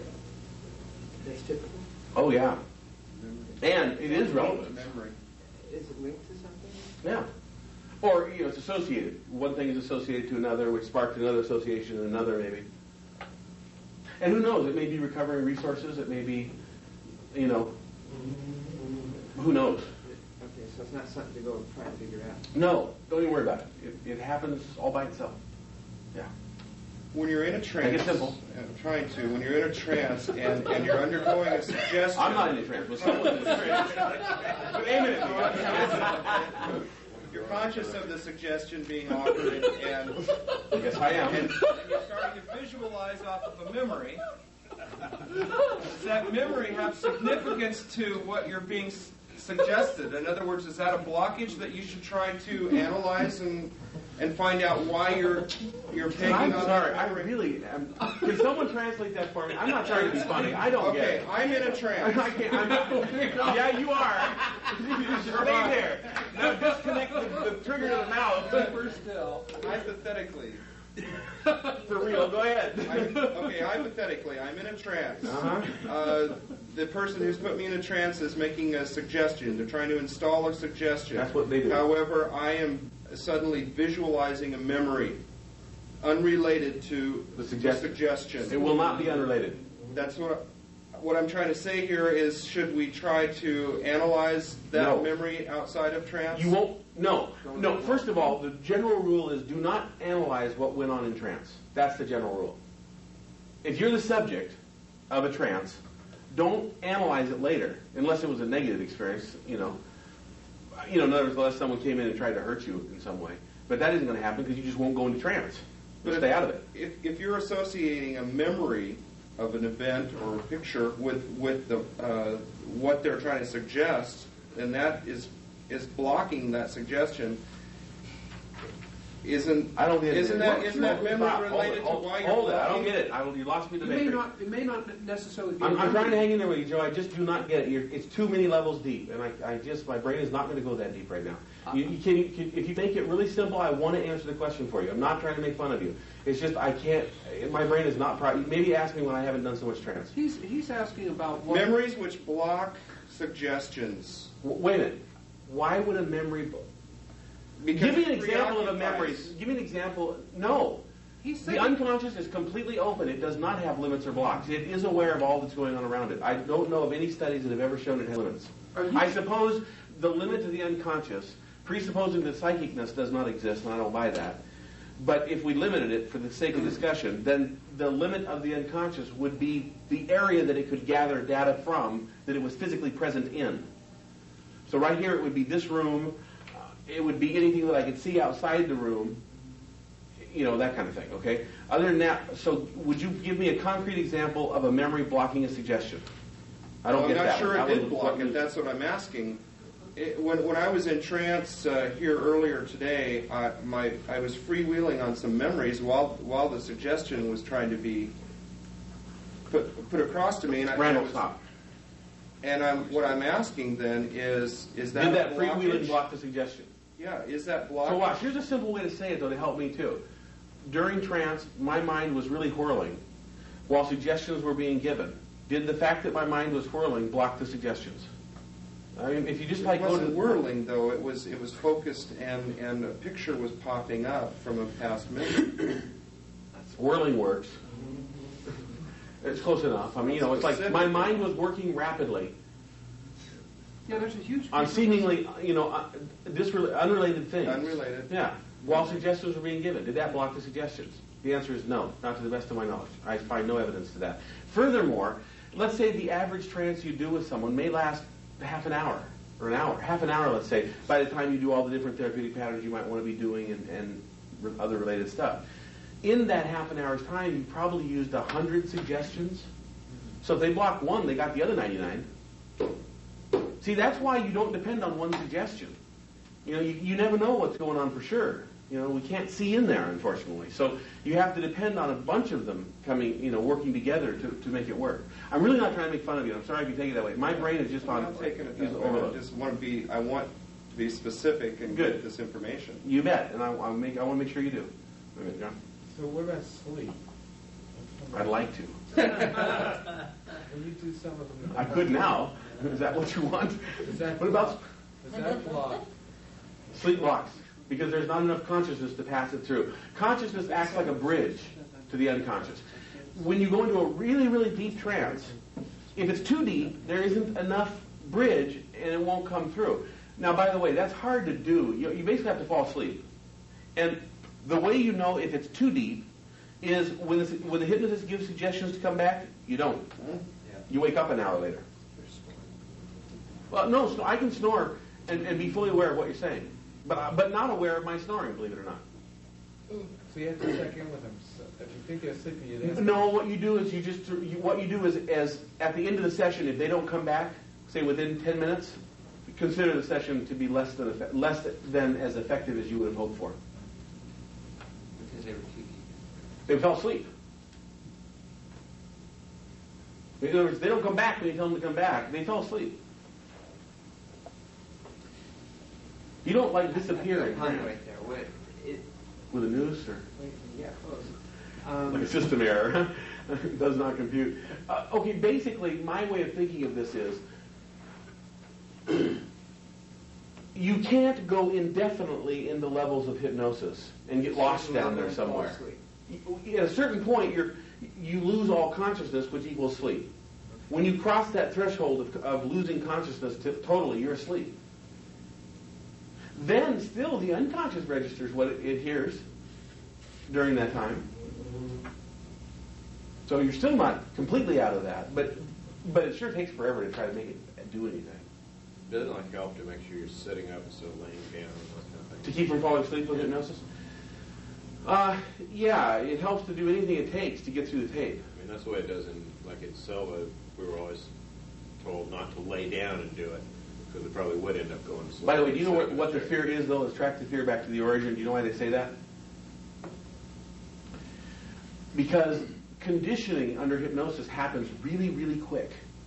If you fall asleep once using hypnosis, or let's say the second time you do it, it starts creating a pattern real big time, and it's very difficult to stop falling asleep using hypnosis from there on out. That's why they don't want you to fall asleep. Now, once you've done it successfully for a year, then you can lay down and fall asleep a couple times. That's okay. You still remember what it's like, and you still got, all the references and everything else. So it's because it's the first time you want to watch out for. You tell me the value of you get someone in a trance and you see it waking up from the head up only? Yes. That's massive dissociation. Okay. You can wake up as a body, but not as a being. You'll find that your consciousness stays asleep. However, the mouth awakens. And it can begin to speak and tell me all kinds of interesting things that will help you to change. Oh yeah, that's massive dissociation. It's very effective. A little more advanced than we'll probably get into in the next hour or two of this class. But yeah, but we've just done it too. For practical purposes, you can just dissociate anything. Okay, you can say, now why doesn't your body go deeper asleep while your mind wakes up entirely? That's a real profound altered state. Yeah.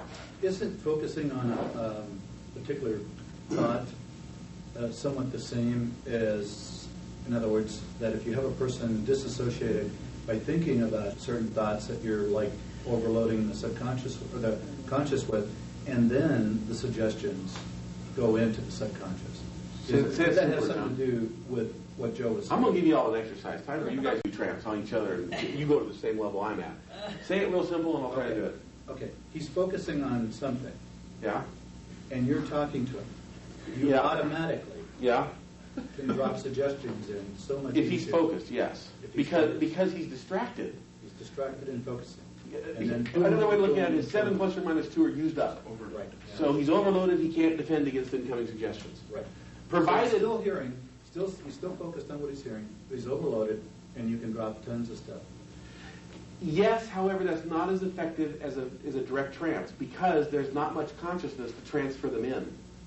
If that would work well, all we'd have to do is take people to the movies, and as therapist, sit behind them and watch when they're really absorbed and say, "Now change everything in your life right now." They'd be fixed. Okay. I was curious if you could explain more about what you meant that you have to have the consciousness to have a bridge. Well, it's like there's a part of them that is paying attention in some way. I heard Budzinski explain this a little bit, and somehow there has to be a balancing of the hemispheres, which equals conscious and unconscious. And if they're not in sync somehow, the suggestions aren't transferred. It doesn't hit long term. It doesn't have any permanent effect. And by the way, that happens automatically when you go into a trance. Trance equals these things coming into balance.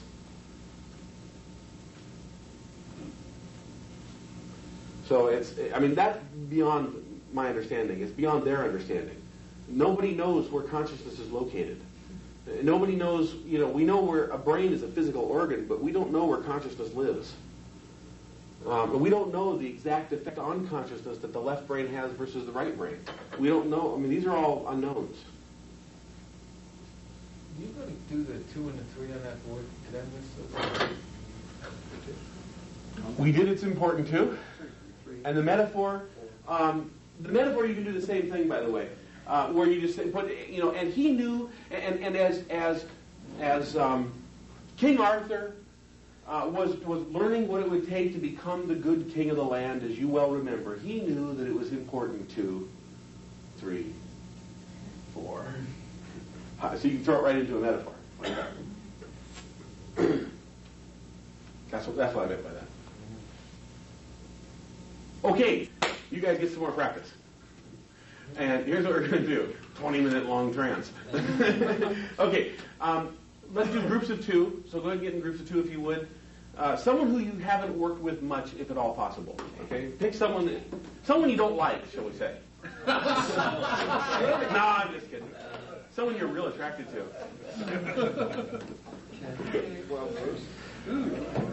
Yeah. Ring, ring, ring. All right. Yeah. You don't like you, you're attracted to it. Both, all right.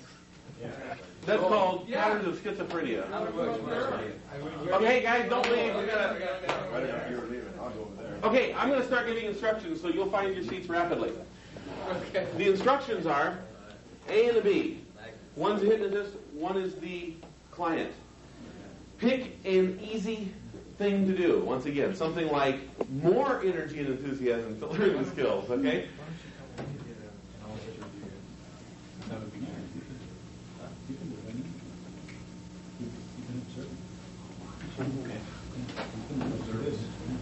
Okay, we have an A and a B, and what we're going to do is, A is going to pick, with B's help, we're going to pick something easy to install.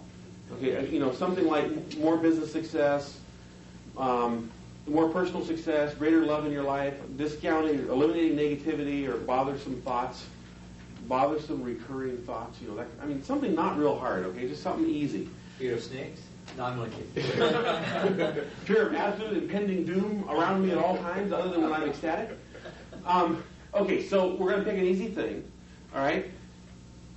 Hypnotist, your job is lock onto that target. Drop into a trance yourself while maintaining uptime to the client. That's a good trance state, okay? I want you to talk this time. Do you want to go 10 or 15 minutes? 15. It's a big jump. Okay, we'll go to 10. All right. For 10 minutes, you're going to talk about how they have all these great new things that you're giving them or helping them to give themselves in their life. Doing it in the following way. Write these steps down. For, say, a third of the period of time, you're going to just give indirect suggestion. Somewhere during that, near the end of the indirect suggestion, you're going to do the it's important 2, 3, 4, 5, and then directly tell them what it is they're going to do. Then 4, 3, and just continue with the word 2 like as if you never made a break in a sentence. It's important 2, 3, 4, 5 suggestions, 4, 3, to really begin to feel comfortable and happy. And So just like as if there was no break. Okay? Once you've done that, go to 3 to 5 times in the future. Just tell them to find 3 to 5 times when they'll be using it, linking all the resources there, and nod when that's accomplished. Suggest that they come back, change the subject as soon as they open their eyes and talk about something else, so you're used to doing it like that. Change them, talk to them for a minute or so. Thank them for being such a great client. Take the check for $100. And then switch.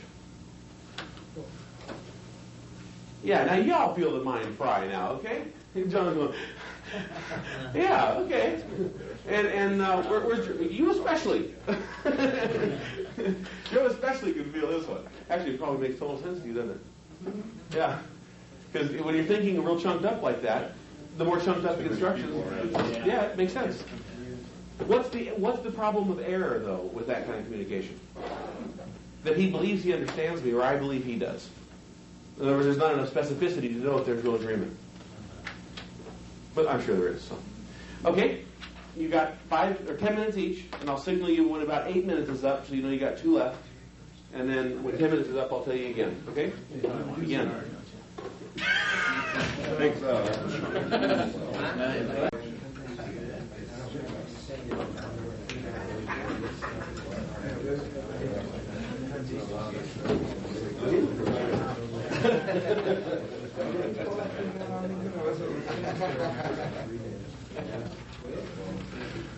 I like this 3, 4, 5 stuff. Good, isn't it?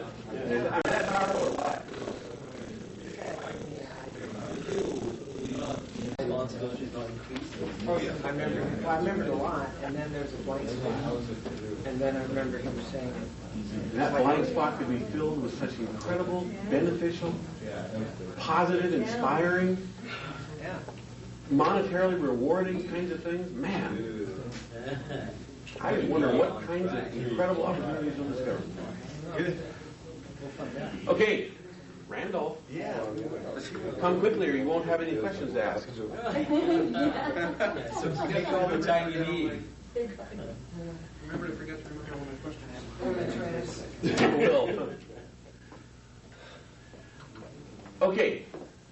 Now, tell me about this process. Give me some feedback, a few of you at least. How did it work? The 5, 4, 3, 2 worked like a charm. 2, 3, 4, 5? 2, 3, but yeah. Hey, when it's hypnosis, it's up or down. I mean, it's all the same, Very good. Is it powerful? Yeah, he went noticeably, Joe went noticeably deeper when I did that. Somehow, it feels to me like, it's like you have a television set and you're watching it and someone just comes along and unplugs it. Gives it new guts inside and puts the plug back in it. It's like, wow. So it's sort of like things go on hold momentarily. Like that space show, or what's it called? Time Tracks. Everything just freezes for a minute and the guy can be somewhere else. That's like what it reminds me of. It's everything stops. In my mind, everything goes blank. He quits. That's what happened. It actually goes deeper. I mean, Bill was already in a deep trance, and then when I did the 5, 4, 3, it was like it was already at the bottom. It just went right through the wall. It's like right after you said that, the next thing I remember him saying is, as you get to the end of your timeline, That's what I was telling you that makes me mad. It's like I'll go out so far, and then all of a sudden I'll like find myself having awareness of the person's voice again, and they're talking about something that I have no clue. And now after you complete that, then what I want you to do is just nod. I'm like, complete what? Right. That happens. John calls that dolphining. Dolphining? Yeah. Yeah, oh yeah. We've learned a new therapeutic term, dolphining. Yeah, you're coming up and down. And you will, naturally. In fact, the way I have seen it work, as you accept suggestions, your trance tends to deepen. It's a sign of not accepting suggestions when a person starts to come back out. So watch for that too, yeah. It's really neat when you work with somebody, because Jay did it to me, and I think it happened for him. Just like one key word, all of a sudden that he said, just like he said something, and I just like zoomed off on processing it. And there was at one point I said some key word that I don't even know why I selected it, and I could just tell he just took off at that point. He also made an interesting suggestion at one time. He gave me 5 seconds to process 1,000 things in the future of using these skills, and it happened. It literally happened. I got, it was like because you counted each one. I couldn't. It was like there was this new movie frame that popped up, and they just blurred by in 5 seconds. It was like 200 a second. So that would be like 100 every half second. Yeah. Yeah, that's cool. Now, by the way, if you want to add to the power of that kind of thing, which you didn't need it because you did it so quickly, but for some people to give them more mental freedom, you can do things like, and I'd like you to go to a time in the future where there is no gravity. And time hasn't happened yet, so it isn't there. And at that place, you're going to now process 1,000 items in 5 real clock time seconds. And those 1,000 items will each be deposited between the now and that time in the future that is yet to happen, such that as you travel down your timeline, running over each of those 1,000 little pieces will give you more and more clarity and security and confidence and ability, resources and people and time and money to get what you really want to get. Now, at the count of 3, that process will begin. 1, 2, 3. Yeah. And that really frees up. It's like that gives them permission, so to speak, to go ahead and do it. And sometimes they need that. They need some kind of a logical sounding excuse. It's like, well, yeah, I'd like to do that, but it can't really happen, can it? Sure it can. Just imagine there's no gravity and no time. Oh, well, yeah, that makes sense. And then they'll do it. So it's like you kind of have to give people a little bit of resource or a little bit of help to nudge them sometimes. Okay, what else? Give me more feedback about this last process. How did it go? Well, for me, it was the first time that I saw the absolute point when I first went. Good. Okay. I mean, before it was like, okay, memorize there, that. Are they not? And then, okay, well, they are there now, but I didn't see what John I saw right when it happened. Good. Well, memorize it and extrapolate from that to build an even greater generalization about what trance looks like. And other related suggestions. I think I'll get to the point in a class like this, I just say, et al. And you go, oh yeah, that means this whole list of things. Someone else, give me some more. Joe, I work for you. Seemed to work great. I felt like I was able to do it better the time when I worked with Barbara. I felt like I was more, knew the patterns a little bit better with this practice in this class. Great. Okay. Anyone else? Do we need questions answered? No? You guys mastered it? Okay. Yeah, I have a question. Oh. Well, yeah, strange, eh? About building states. When you get someone in trance, you're using a lot of commands. If I'm not sure I'm using enough commands, right? I want to build a state of learning this, but also a lot of motivation, a lot of excitement to it, would I then go and link to some state in the past? Yeah. Just go find, just tell them, think about an emotional time that was very positive and exciting and fun, and go back and find it and tell me where it is. Okay. Great. Now feel it like crazy. Yeah. Just link it that way. Okay. So, all right. So, in the second part, That's easiest. Is it? Yeah. How do you know when you have enough commands? Is there ever enough at some point you just keep bringing them out? Yeah, there is no final answer on that. Okay, the answer really is use as many as you have time to use. Okay. You know, look at it like pounding nails into a house. You know, I mean, how strong do you want the foundation? Right. Use lots of commands. It kind of helps shape things up, is the way it feels to me. Yeah. Like it gives form and makes the walls straight and that kind of stuff. Okay, let's look on the previous hypnosis handouts from last time. And let's look under the... Did we do ratification of trance last time? That's what I thought. Kenrick, do you have more of those? I don't with me. I'm sorry. I'll get some for you next week. Let's talk about the utilization of trance now real formally, since now you can do the pattern. Now let's talk a little bit more about what possibilities and options there are. Number one is direct suggestion. Someone define direct suggestion for me. We could actually say direct authoritarian suggestion would be another way to say it. What does that mean? Randall, you can't do it. Okay. Well, actually, you can do it well, but don't define it. Okay. Come on, people. Wake up. Huh? Direct authoritarian. What does it mean? Well, just actually coming out direct ordering. Using your personal power or authority, some assumed authority, to instruct them to do some specific set of tasks or behaviors. It makes me think of embedded commands, because when you first taught us embedded commands, you said be a master sergeant. Right. Here, you just don't hide them. Yeah. That's it. Just be the master sergeant and nothing else. Right.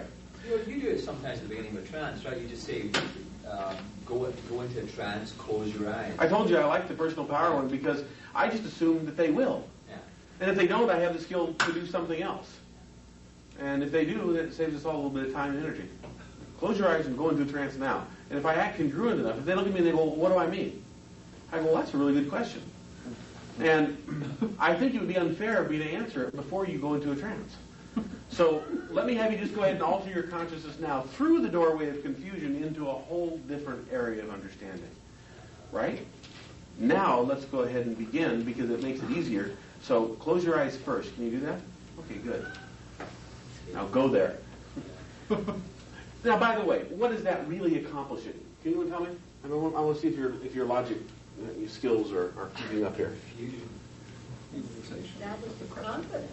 It establishes confidence. What else? It establishes a certain amount of dependency.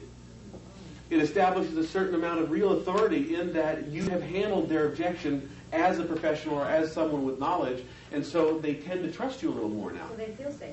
They feel safer. Furthermore, it tends to disarm them for future resistance. Because you've overcome that one, why couldn't you do it again? Well, actually, I would rather have someone like that put me into trance because then I would feel like they were knowing what they were doing instead of someone that would be really kind of tentative. Okay, there's a difference between tentative and indirect and permissive. Indirect and permissive can still be said with, authority's too harsh, but said with conviction. Yeah. Or even authority, really. It's just you don't want to be bossy directly when you're doing an indirect approach that needs to be permissive. It needs to feel sort of like you walk over and you put your arm around the person and you say, come on, good buddy. Let's make this work. Now, come on, I'll carry you if I have to. In fact, I'll shove you if I have to, but let's just walk arm in arm down that way. Yeah, like exercise we did. Yep. Okay, but is it a matter of choice then? If one wants to use that way all the time, isn't that? Yeah, totally a matter of choice. That's what I thought. Yeah, I would say that, driving in first gear in your car is a total matter of choice. You're not going to get very far very fast. Oh, really? I wouldn't in my car. You might in yours. No, but I you have a mean, Ferrari. in therapy, though, if you always use the more indirect, you're not going to get very far? You know, no. I mean, the idea is that you can blend these with the personality of the person you're talking to. You know, a person says to me, like they sit down and they go, I ask them about the problem in their life, and I'm hearing things that sound like this. Well, to keep my structure intact, I have to make sure that I show up on time, and I hear a lot of rules. Rule. You know, it's like, I got to do this, and I have to, got to, need to, must, all those kinds of words. I hear a lot of those. I'm going to use a direct authoritarian approach. Well, and right now what you need to do is just go ahead and close your eyes. And just admit that I can help you while you go ahead and go into a trance. I can begin to talk about anything, really. It doesn't matter. Because anything I say will cause you to just alter your consciousness quickly. Now, look, anybody can say that to you, but the fact that you're already closing your eyes means that you have a degree of belief at this point, enough that will make the change work. So go ahead and go all the way into trance now. And I'll begin to give suggestions that will blow you away.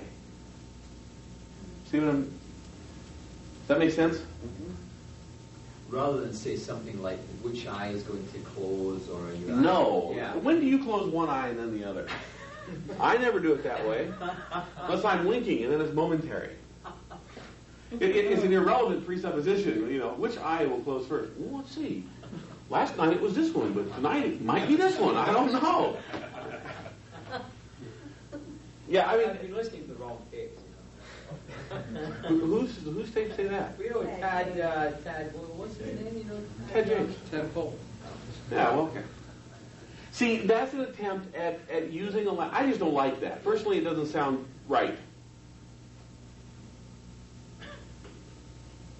Just doesn't sound right. Yeah. Does it to you? Do you close your eyes differently? When I close my eyes, both of them go down.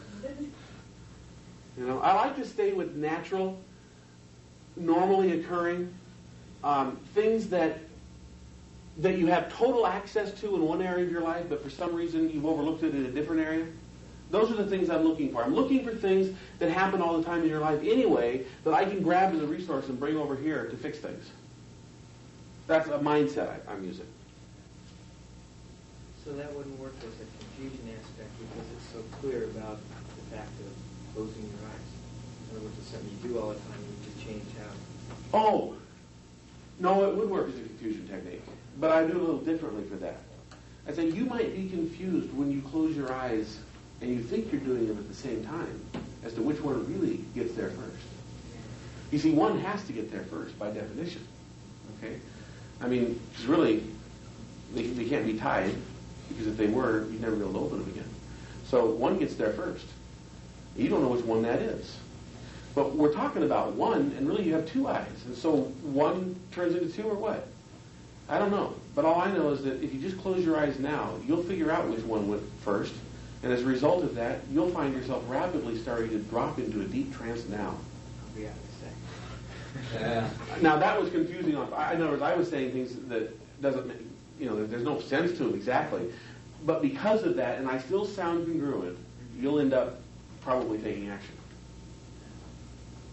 And by the way, notice at the end how I gave a clear, direct, concise command. Okay, the brain of the person receiving all this, when they start hearing all the confusion, they get tense. It feels bad. It's not fun, right? They're like, I don't get it. And then when you give them the direct suggestion, the brain goes, oh, that's what I'll do. Thank you. That makes sense. First damn thing you said that made sense. And then they follow it. Now, by the way, you can do this in business, too. You can be saying, it's so confusing sometimes to figure out exactly how you want to organize your life to be able to do the kinds of things you want to do. I mean, it's like the minute you start, you just get more confused, and then it gets worse. But it doesn't have to, because really you can just go ahead and enroll in this course. And as you do that, you'll find confusion disappearing something fierce. But you won't know why, and you'll think I'm crazy, and that's okay, because you'll get tremendous value. And you probably have already seen a picture of that value right now. But let me stop talking so you can start writing and get rid of that confusion permanently. But that works. And if they go, yeah, right. You go, you even agree. Good. Here's the paper. You go, oh, I'm not stupid. I don't fall for that. I didn't expect you to fall for it. I expect you to walk over there and get it. If they go, you're not serious. You don't really want me to do this. Sure, I want you to do it. You want to do it. Haven't you told yourself that yet? Oh, well, you better do that.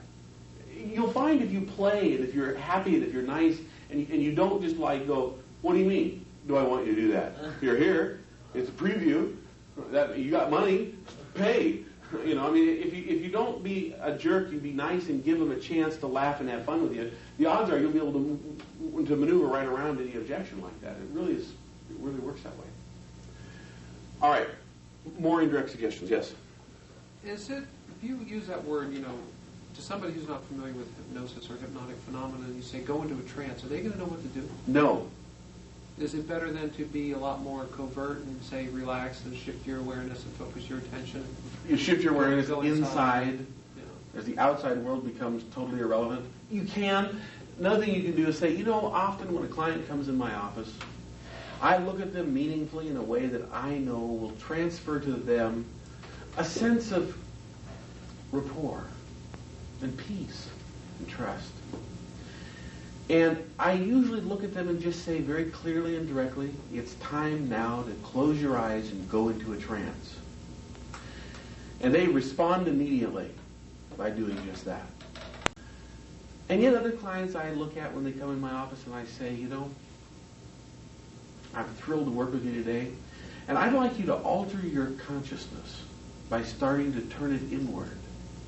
That means not paying attention to what's going on out here and really beginning to make a shift powerfully, to go inside. Like when you daydream, when you mull things over. And as you do that now, my voice will sort of fade into the background. Like sitting up on a mountain, echoing down ever so softly and lovingly the kinds of ideas and thoughts that you thought were coming just from your own imagination. Helping you to guide yourself and this experience for maximum potential. Okay, that's another way to do it. I'm a glutton for punishment tonight. All right. So we have direct suggestions, indirect suggestions. That's all the language patterns you've learned up to this point. In other words, embedded commands, double binds, presuppositions, all those. 3 are metaphors. Okay. We've not spent much time with metaphor, but let me give you an overview of metaphor so that you have an idea of what to do with it. You could actually put the word isomorphic, if you want, near metaphor, because really I'm going to talk to you about isomorphic metaphors for a minute.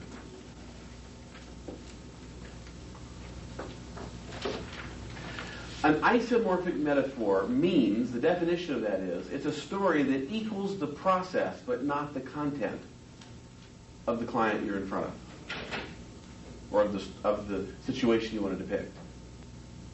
It's equal to the process, but not the content. So let's say that you're in a relationship with somebody, and you break up. Let's say it's a business relationship. And actually, let's say that you're the hypnotist, and the person comes to you and says, I was in a business relationship, I broke up with my partner, and now there's a lot of animosity. What do I do? Well, one thing you can do is put them in a trance and say, you probably remember a long time ago when you were getting a bottle of milk or a jug of milk out of the refrigerator, and it fell, and it broke, and it spilled all over. Now, when that happened, did your mom quickly call everyone to the kitchen so you could all get on the floor and lap up the milk? Of course not. What did she do? She cleaned it up, wiped it up, washed the towels that it took or threw them away, and that's it. And what did she go out and do then? Bought a new jug of milk. Might be an interesting thought. I'll leave it to your unconscious to sort through that. Now, I'd like to say a few things directly. Maybe you could launch into direct suggestion. And then you could launch into a period of time of indirect suggestion. You see how you can start combining them? So what does the metaphor spilt milk mean? Don't worry about it. Go move on. Okay? Thanks to Jack LaTourette for that one of recent. That was very effective. I was talking with him about a problem, and he goes, well, hey, you know what happens when we spill a jug of milk in the middle of dirt? I go, I don't know, you clean it up. He goes, you throw the milk bottle away. You go buy another one. Huh. Yeah. Well, he says, I got to run now. I was like, okay, I will obey. It was pretty good, though. So metaphors are good because they allow you to indirectly communicate without stepping on the other person's model of the world or offending their values or beliefs. Okay? It allows you to just step in and give some kind of an idea to a person. There's several different ways of using metaphor. You can use a metaphor by equaling the process in the beginning and going all the way through a solution. Or you can equal it and leave the solution blank. Such as, and by the way, you need to list, in your mind until you get really good at it, list the basic processes, the basic parts. Like, you got 2 clients, they're husband and wife, they got 2 kids, they got a dog, they own their own home, a few other things like that. So then you might want to say, once upon a time in a land far, far away, a time has now been forgotten, lived a successful family of rabbits. And this successful family of rabbits lived in a bunch of holes that they had dug for themselves in the ground that was just theirs. And there was the mama rabbit and the papa rabbit, and there was the 2 baby rabbits. Okay, so that's pretty light in terms of it's not a real heavy, secluded metaphor or deep metaphor. But nonetheless, it's going to make the point. The person will connect with that metaphor. Okay, and for example, let's say that the man is balding or something. Okay, so you might say, and Papa Rabbit, they call them hares. We didn't have very many. You can be funny or cute with it, and maybe the person goes, I know what you're talking about. The Papa Rabbit's me, isn't it? Well, you know how stories go. You have to figure it out for yourself. And then you just move right on. Okay, so there's all kinds of ways you can use metaphors. Now, let me give you a suggestion. Maybe we could do this as a group. This might be kind of fun. Maybe over the next 2 weeks, what we could do is, I'll pick, let's say by next Wednesday class, a few categories. And then we'll assign the categories. We'll each take one or something, and we'll come up with as many anecdotes and brief metaphors as we possibly can, and we'll compile them and exchange them amongst the class. So we have a whole bunch of our own metaphors and anecdotes. If you're interested in doing that, I'll put together a list. There's also a couple of really good books out on the market. Stories for the Third Ear, I like quite a bit. I don't know the author. For the Third Ear. Oh. That's a great metaphor in and of itself, I think. Yeah.